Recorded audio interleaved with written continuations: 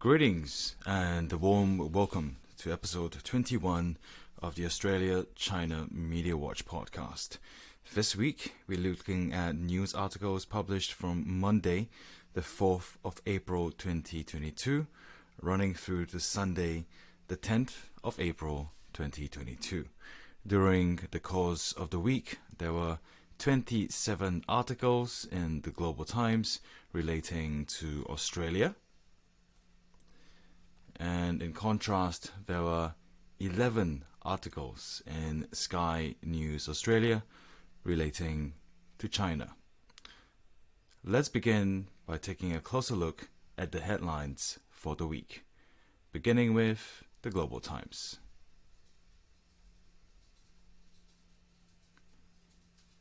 Published on the 5th of April in the economy section, more sanctions against Russia would further harm Europe and keep crisis from ending.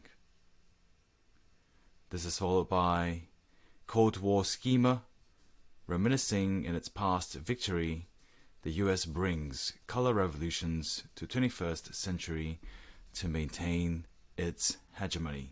This was found in the editors section and published on the 5th of April. The next headline reads, Tiger Mania grips Masters, found in the miscellaneous section, followed by Australia to host 2029 Women's Rugby World Cup after men's in 2027. So Australia mentioned directly as the primary subject for the first time in the week with this article. And moving along, Australia is targeted directly again with this headline, Australia's myopic politicians sacrifice national interests for personal gains and strategic needs, published by Chen Hong and found in the Viewpoint section, and 5th of April as well. Following on from that, the next headline was published on the 6th of April, and its headline reads, NATO turns out to be US tool in its Indo-Pacific layout.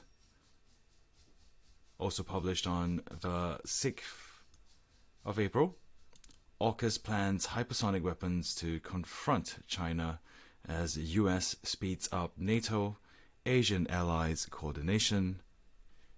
This is written by Liu Xuanzun and Liu Xin and found in the military section.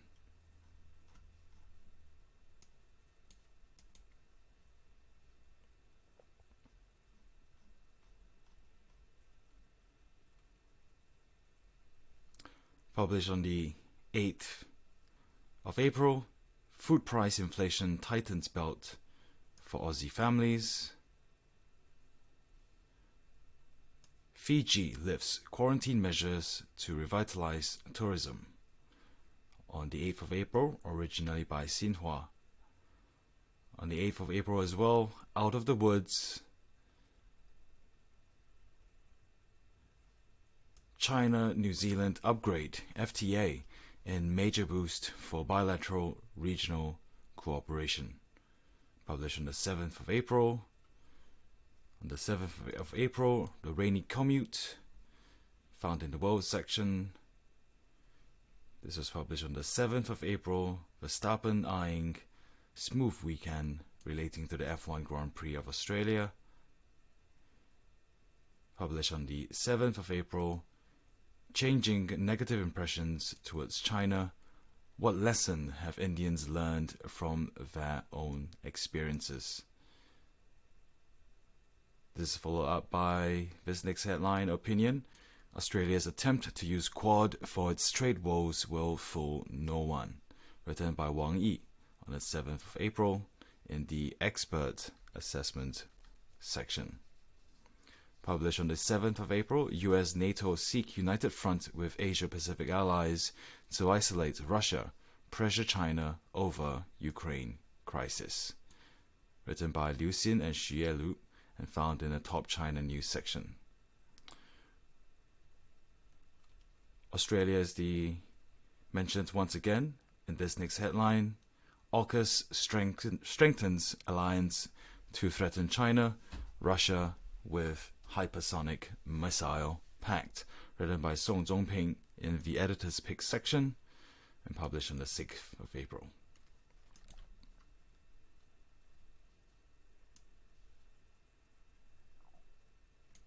Published on the 8th of April and written by Shan Jie in the in-depth section. Ignoring the facts, needs of China-Solomon Islands security cooperation and hyping groundless accusations on China show Western arrogance and hegemony, according to experts. So an article targeted towards Australia in particular and the US. Published on the 9th of April. Will Stoltenberg ever understand China not colluding with or bowing to a hegemonic clique relating to the US's Asia-Pacific partners Australia, Japan, New Zealand and South Korea? This is found in the Viewpoint section. Originally published by Xinhua, this next headline reads, and Lego works displayed at Brick Expo in Canberra, Australia. Found in the World section. Standing on the right side of history, the only way to resolve Ukraine crisis. Written by Guan Guoping and published in the Viewpoint section. This next headline is published on the 9th of April, and it comes reading, World food prices soar to record high amid Russia-Ukraine conflict. And this is found in the economy section. On the 10th of April, GT Voice, US loath to see closer relation between China and Pacific nations, found in the GT Voice section. The next headline is targeted towards Australia. Morrison calls for May 21st election, a launching battle to stay in power. Published on the 10th of April as well. I'm not sure if I'm getting the pronunciation of the name correct at all. Leclerc wins Australian GP. Followed by another piece which was published in the miscellaneous section. Martin pips Miller to pole as Ducati dominate at Grand Prix of Americas. And then the final headline for the week from the Global Times relating to Australia. Australia patronizing and arrogant towards Pacific Island nations. And that's the quick scan of the headlines constructing a national representation of Australia found in the Global Times for the week. Now let's turn our attention over to Sky News Australia. So during the course of the week, there were 11 instances of China mentioned, and these are the headlines. And the first headline for the week, Vasyl Miroshnichenko, I'm hoping I'm getting the pronunciation of that somewhat accurate, believes Beijing could play a role in ending Ukraine war as he calls for more military assistance.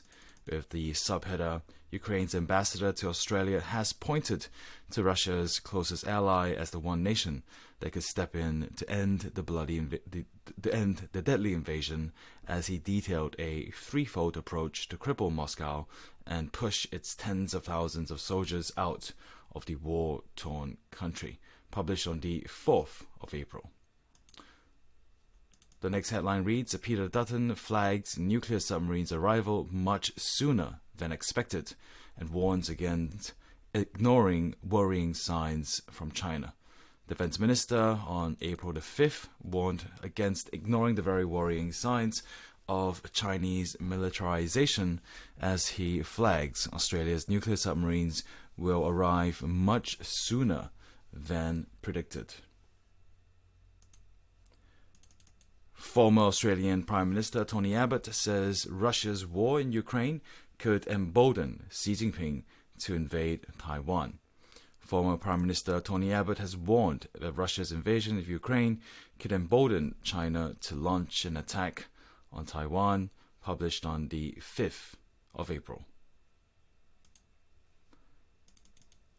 Anthony Albanese pushes greater trade diversification and hits out at increasingly aggressive China in pitch to farmers. Anthony Albanese has vowed to stand up to China as Beijing continues to aggressively exert its power and pledged to further diversify Australia's trading markets in a pre-election pitch to farmers, published on the 5th of April. COVID-19 variant XE detected near Shanghai as China battles worst outbreak since the beginning of the pandemic. COVID-19 variant XE has been found in a patient with mild symptoms in Suzhou, around 100 kilometers west of Shanghai, as China battles its worst virus outbreak with 16,412 daily infections, published on the 5th of April. The next headline reads, Deputy Prime Minister Barnaby Joyce claims China's missiles could reach Sydney in minutes as Australia bolsters its defence. Deputy Prime Minister Barnaby Joyce has called for Australia to become as strong as possible as he warns Chinese missiles could reach Sydney in a matter of minutes after being launched, published on the 6th of April. This is followed up by this headline, which reads, China dishonest about military plans with Solomon Islands after surfacing of new alliance. China denies an alliance with the Solomon Islands is to establish a military base in the Indo-Pacific, but a letter obtained by Sky News Australia shows Beijing was planning to build a base for the People's Liberation Army in the region as far back as 2020, Chris Smith writes. Published April the 6th at 8:30 p.m.